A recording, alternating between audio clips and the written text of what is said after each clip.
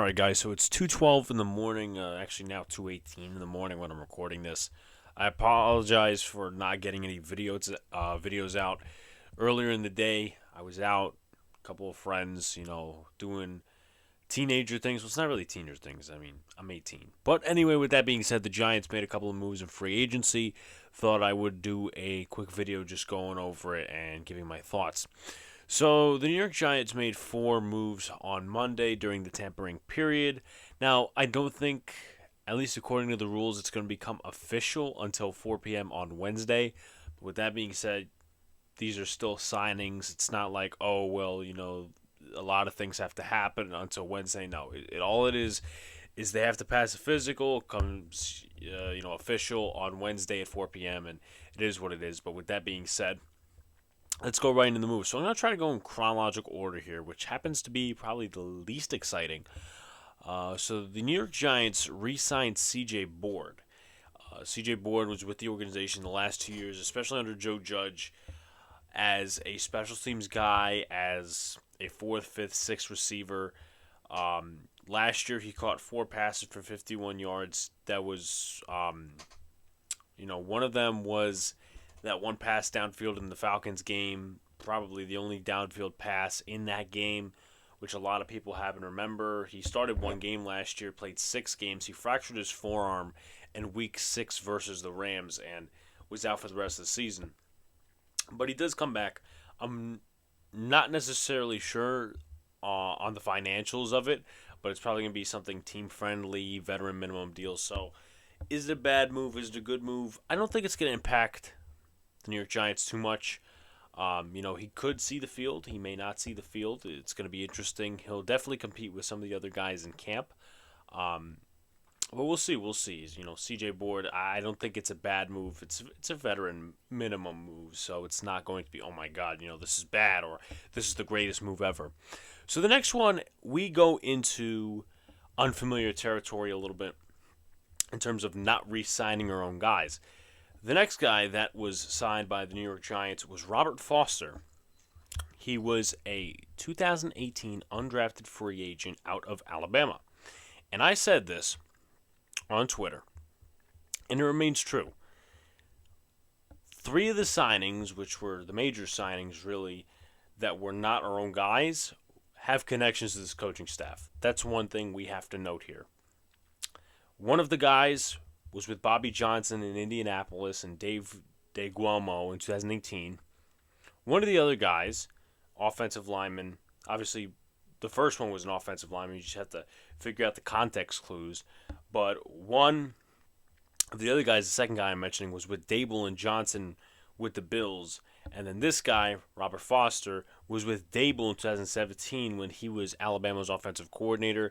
And obviously his, I would say, scouting on Robert Foster led him to come to Buffalo.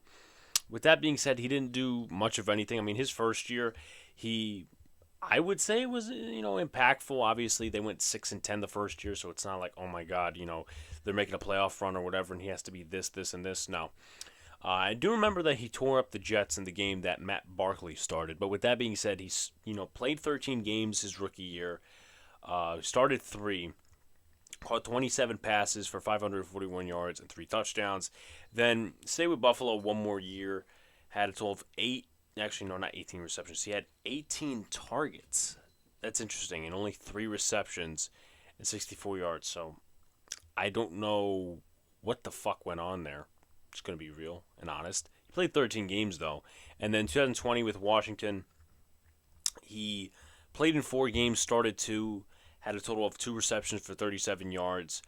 He spent the 2021 season on the Dallas practice squad. I know before that he was in Miami for the preseason, and then before he went to Washington, he was with the Green Bay Packers a little bit. So he's a 2-time college football champion, 2015, 2017. So you know what, Robert Foster, it's not a bad move.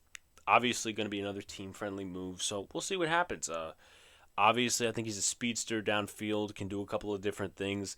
I don't see him taking a big role in this offense if he does make the roster 4th, 5th, or 6th receiver. That's probably what he's going to do at best. So the next one is probably the biggest one. The New York Giants signed offensive guard Mark Glowinski, 3 years, $20 million, $11.4 million guaranteed from the Indianapolis Colts. Now, it's funny because I actually wrote a stub about him for LWS. What LWS does is they make you fill out stubs, which is basically a template for certain guys of free agency. Let's just say Carlton Davis has a stub because he's becoming a free agent. So when they want to get those articles out and stuff on the free agency day, whenever they get signed, they have their guys do a template a couple of weeks in advance so that the editors just say, okay, this guy has signed with this guy, and then obviously you have the background filled out and stuff like that. It's a really interesting way of doing things, and I think it's a very organized way of doing things. However, why does this connect here? Because I did a stub on Mark Glowinski. I wrote some of the background stuff like that, so I happen to know more than I thought I would, whatever. So last year, he allowed 2 sacks, 8 quarterback hits, 38 pressures, and he, I believe, is 30 years old, or he's turning 30 this season. With that being said, he was drafted in the 4th round by the Seattle Seahawks in 2015, was a full-time starter at left guard in 2016. Then 2017, he actually lost the starting right guard role to Ode Ibushi 2 games into the season, was never put back in that role even when Ibushi got injured and they put Ethan Pocic in. Then 2018 really was the back end of 2017. They picked him up, meaning the Indianapolis Colts. Then 2018 he starts as a backup, moves into the right guard role, and basically solidifies it for the next 2 seasons. And then he played 16 games this past year with the Colts. Obviously, I mentioned the stats already. Started 14 games, so he did split a little bit of time at right guard with Chris Reed. I believe that's his name. What he brings you in terms of an offensive line, he is very good in the running game. Obviously, Brian Dable and Bobby Johnson and Mike Kafka will do a lot of outside zone, just zone-based running stuff. For lack of better words, they'll do a lot of zone-based, not gap-based. But Glowinski is good in gap, but once again, the modern-day NFL is moving towards zone, outside zone, wide zone, whatever the hell you want to call it. And Glowinski's good at that. He's good in the running game. He gets the second level, and he's very athletic in terms of that. In terms of the passing game, he's very average. He's not going to wow you with certain techniques. He does win reps, but with that being said, he gives up a lot of ground, as Bobby Skinner put it. He did a breakdown on him. But he's an average player, basically. I like that it's not, oh my God, a huge deal, whatever. I'm surprised he took a deal. Let's do the math here, $20 million. So that's about 6 point something per year. Now, obviously, it's not going to be that. They're going to probably front load the contract, maybe back load it. I don't know. But you're looking at this as a 2-year deal, basically, because in that 3rd year, is he really going to be the starting right guard at 33 years old or 32 years old, whatever? I still would like the New York Giants. Actually, you know what? I'm going to wait on that thought until we go over this next guy. This next guy, Jon Feliciano. He was with the Buffalo Bills the past couple of seasons. He, too, is 30 years old. He is from Long Island. So, obviously, a New York native of some sorts. He was picked by the Oakland/Las Vegas Raiders in the 4th round of the 2015 draft. In terms of games started, stuff like that. Last year, he started 6 games. He played in 9. The year before, he played in 9, started 9. Then the year before, he played all 16, started all 16. Then, I'm trying to scroll over here, or Pro Football Reference is going to screw with me. Okay, so we're back. 2018 with Oakland, he started 4 games, played in 13. He started 1 game in 2017, played in 13. He didn't start any games in 2016, and in 2015, he played in 6 games, started 3. Now, I unfortunately could not get, the full statistics from last year. I'm only getting, for some reason, the career pressures and sacks, 6 sacks, 84 pressures, which obviously you don't know when he allowed this many sacks or whatever. You could check with Pro Football Focus. They're pretty accurate with that stuff. But that's the only thing they're accurate on, my personal opinion. And it's funny to me. Actually, I'll read this and then I'll go into something else because I don't want to go in 700 different directions. So he's 6'4", 325. Mark Glowinski is 305, so he's a little smaller in terms of a guard. But with that being said, 39 starts in his career, 26 at right guard, 2 at center, and 11 at left guard. And he's played in 7 postseason games, making 4 starts at right guard. In terms of his 4 games at center, there's relevance to this, by the way. Versus Tennessee in 2019, he allowed 1 pressure. Versus Denver in 2019, he allowed 1 pressure. Versus Seattle in 2020, he allowed 4 pressures.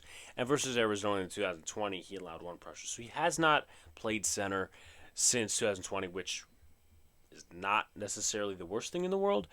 But why does this matter? Apparently, according to his agent or someone who broke the news, he actually was signed to play center. And I feel like this is really interesting. Just overall thoughts on these 2 moves in terms of a draft aspect. I still think the New York Giants should go out and draft 2-3 interior offensive linemen, including a center, because Glowinski is probably your starter the next year, 2 years. Year 3, he's not going to be the starter. Jon Feliciano, in my opinion, may not start right away. He may start possibly for the first couple of games, and then that gives the rookie, whoever, Dylan Parham, Chris Paul, whoever they draft in the later rounds, a couple of games to learn the playbook and learn the scheme. Then when the coaches feel that guard is ready, they'll place him in at center or guard or wherever Feliciano may be. I just don't think he's going to be the full starter in 2022. First couple of games, sure. I don't think it's going to be a total 17-game process for Feliciano. And let's be real, he's had some injury problems in the past, and there are some things he needs to work on. And he's 30 years old, so at this point in his career, we wonder how much better can he get. But overall, in terms of Glowinski, I'll just run down the list real quick before we get out of here. In terms of Glowinski, I like the signing. 2 years, basically. I know it says 3, but basically 2 years with Glowinski at right guard. Very average in the passing game as a blocker. He's good in the running game, so Saquon Barkley is probably smiling. Jon Feliciano, I think it's more of a depth move than people imagine it to be. I think we'll start the first couple of games at center or left guard or right guard or wherever the fuck. So probably a team-friendly thing. I don't know the financials on that, but we'll see what happens. Obviously, there's a lot more days of free agency to go, but I don't think the Giants will be making any major moves unless it has to do with James Bradbury. And then Robert Foster, decent depth guy, not going to be a major part of this offense, 4th, 5th, 6th receiver, and he'll be a camp body. And then CJ Board, he'll be a camp body as well, special teamer too. Like, comment, and subscribe. Turn on post notifications so you know when live stream pops your drops. Appreciate y'all coming back. Once again, I apologize for the late video. I'm going to set a disclaimer. I don't know if I'm releasing the mock-off season before or after this, but I wanted to get my mock-off season done on Sunday night so it would come out on Monday. Obviously, that didn't happen, and you're going to see some guys in the mock-off season in terms of free agency that have already been signed. I'm not putting Glowinski in there. This was done 2 days ago. It took a couple of days to do because I wanted to get everything in line for you guys, but obviously it will be, it was delayed. And with that being said, yes, this guy may have signed somewhere. This guy may have signed somewhere else as well. So you're going to see a couple of those. But I hope you guys appreciate the content. I appreciate you guys for coming out every video, liking, commenting, subscribing, sharing. Peace out, guys. See you later. Stay cool.